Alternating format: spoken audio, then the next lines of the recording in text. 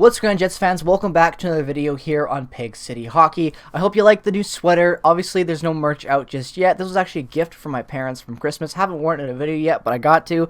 Yeah, if you guys like the way that this looks or the idea of this, let me know, and I'll consider it for the merch ideas that I've been considering for a while now. Enough with that being said, let's jump into the video topic for today. You saw the title already, you saw the thumbnail, you know what we're talking about. We're talking about Pierre-Luc Dubois. Without a doubt, the most improved Winnipeg Jet this season. Arguably, maybe Nate Schmidt could take a run at that title. But when we're talking about forwards that were already on the team and players on the team in general, I really think that Pierre-Luc Dubois has this award sealed up for this season. He has been lights out. Obviously, last year, I was a huge criticizer of Pierre-Luc Dubois and his game. And honestly, I feel like my reasons are still justified. And for a lot of other people's reasons that agreed with me as well.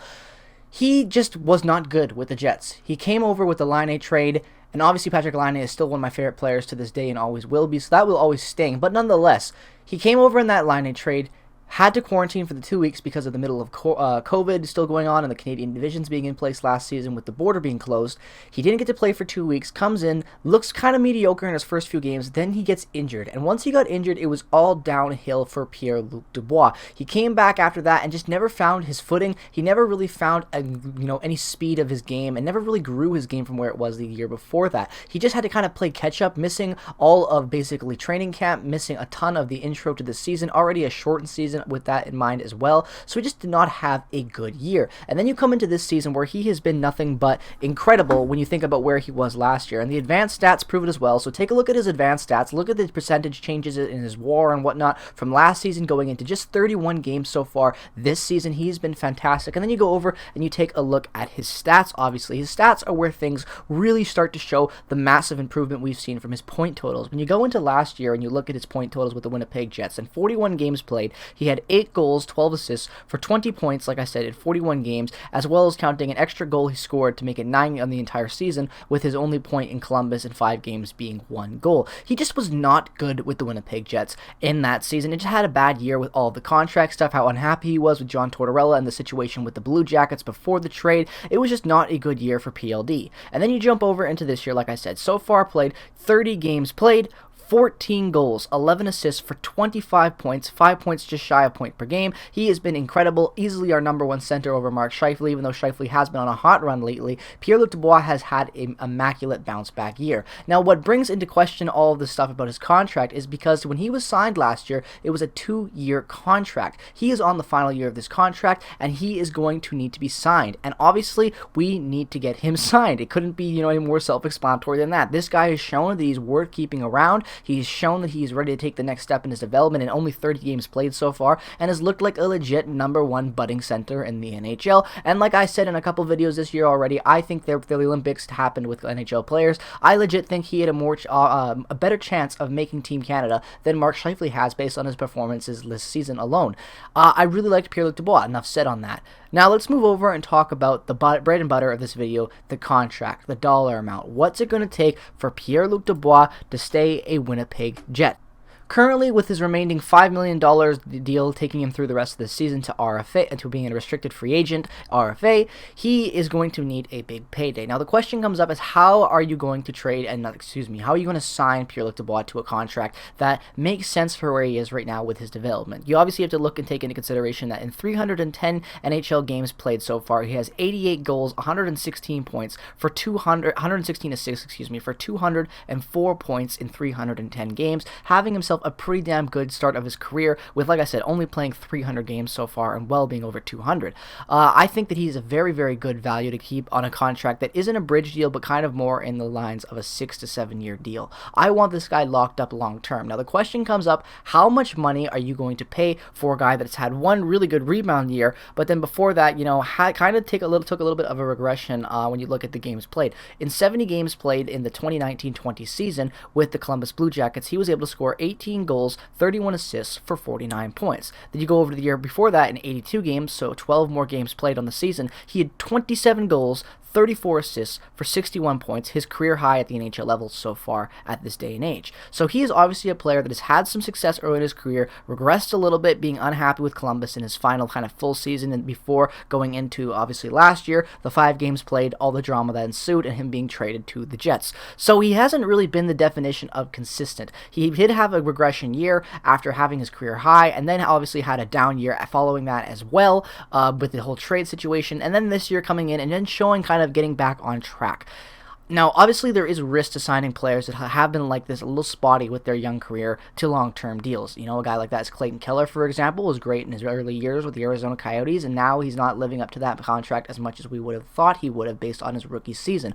So when you look at this basic contract and you look at the money, the best player I can compare to where Pierre-Luc Dubois is right now in his young career, based off of money and given out recently to guys around the same age as well, is going to come down to the captain of the Ottawa Senators, and that is Brady Tkachuk. Brady Tkachuk has played 223 NHL games, 72 goals, 75 assists, 147 points. Last year, in 56 games played, he had 17 goals, 19 assists for 36 points. I believe he led the Ottawa Senators last year in points, if I'm not mistaken. He had a very good year, and obviously this year comes in needing a new contract, gets a very long-term deal with a significant cap raise. He is making $8.33 million until 2027-2028, as well as the final years of that contract having a no-movement clause. So he got a pretty hefty deal coming off of his first NHL deal, and honestly, I think this is kind of fair value for where we could see Pierre-Luc Dubois getting max value based on how he is currently in his career. I think 8.3 is the maximum amount of money that I would want a Pierre-Luc Dubois for a long-term contract,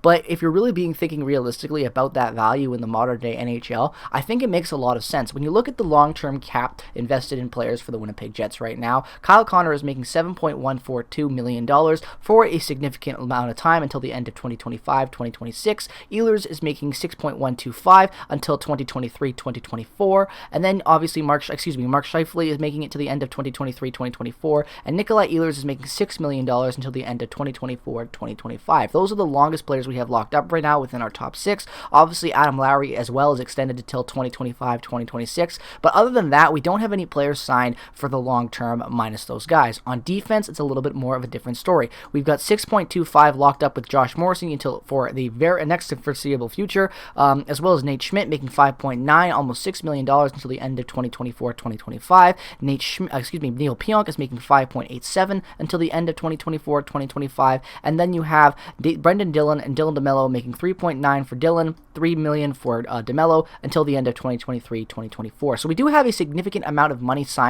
invested right now within core contributors on this club, and when I really think about it, with Mark Scheifele's deal coming up sooner than later, but still having him signed for the next 2 years after the end of this year, I think giving Pierre-Luc Dubois $8 million makes a lot of sense. Obviously, Blake Wheeler's contract will be running up, and when that money runs up at that 8.25 cap hit at the end of 2023-2024, that is kind of when you are going to have to sign Mark Scheifele as well. So I think it makes sense to take that money from Wheeler, invest it in Scheifele at the time being, and then pay Pierre-Luc Dubois the $8 million if that's what you need to do to get him signed long-term on a similar contract for the foreseeable future.